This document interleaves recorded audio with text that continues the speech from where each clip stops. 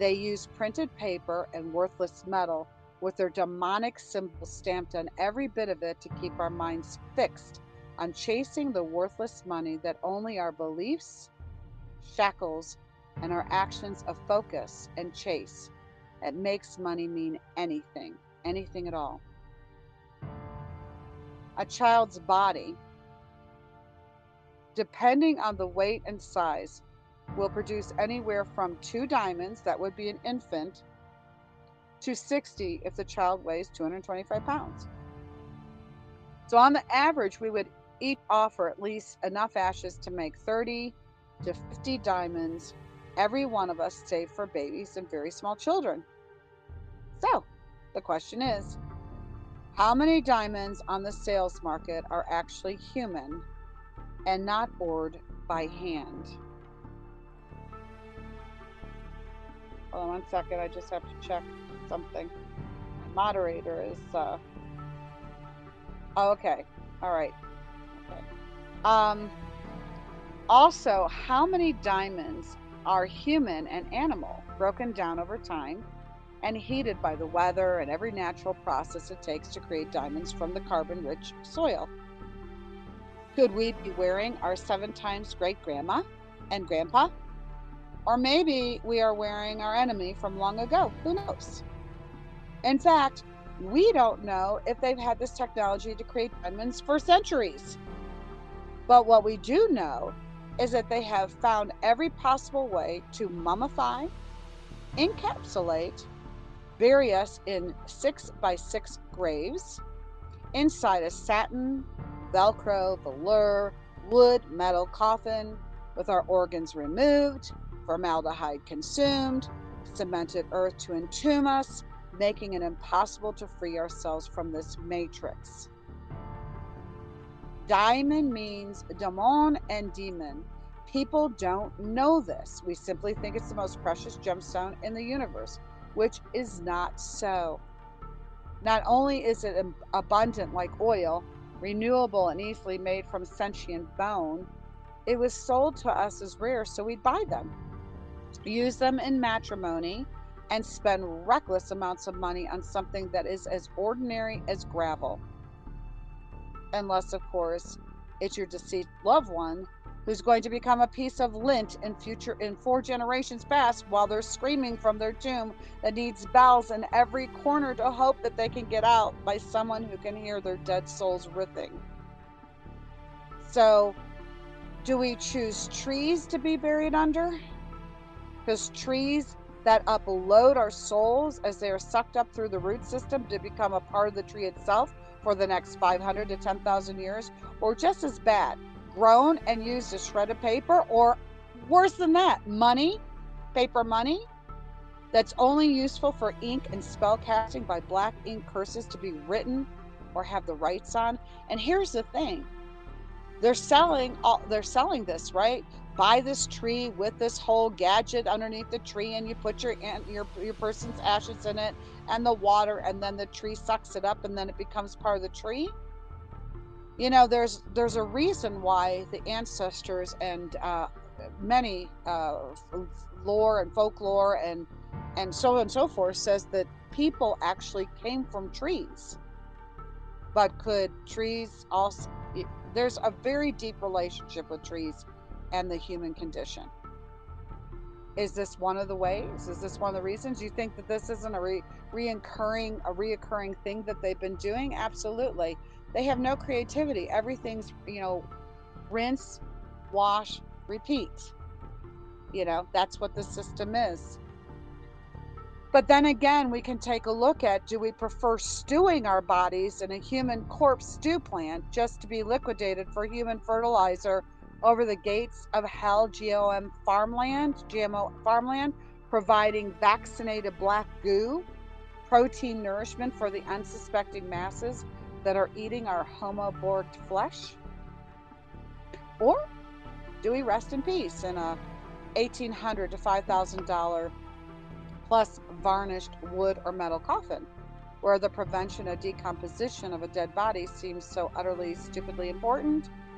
A casket is a basket that is designed to keep our spirit fragmented from itself in this lifetime as well as other lifetimes, where we opted to preserve our deaths for no other reason than customs, culture, dictates, and fears fed by evil at the expense of our souls. I mean, there's no reason we need to be put in a coffin. Ever need to be put in a coffin. If we are nature and meant to be returned to dust, to dust, to the soil, to the earth, then why not just put us in the ground? And they say because it's not healthy. Well, who's digging down 6 feet? Who's digging down 4 feet? If it's a cemetery, it's a cemetery. See, nothing that they do concerning our living, let alone our dying, makes any sense at all. And it has nothing to do with nature. It's not natural. And then we could fall back on cremation in order to sit in an urn inside a cement tube or on the mantle for all to view the worshiping of our deceased beloveds. Or maybe, just maybe, we turn the ashes into diamonds, because the Hollywood machine had Marilyn Monroe sing to us with his kissable red lips and sexy gams how diamonds are a girl's best friend. Even though she was a boy beneath the ruffles and the diamond-clad necklace glittered over her fake breasts and his fake breasts and a male ass from here to nowhere. But we followed this shim's propaganda, buying into our superficial craving for demons. And if we don't stop to think, to fully realize what they are doing to us when we die, then we are not giving ourselves any real opportunity to exit this matrix. Our bodies and our souls,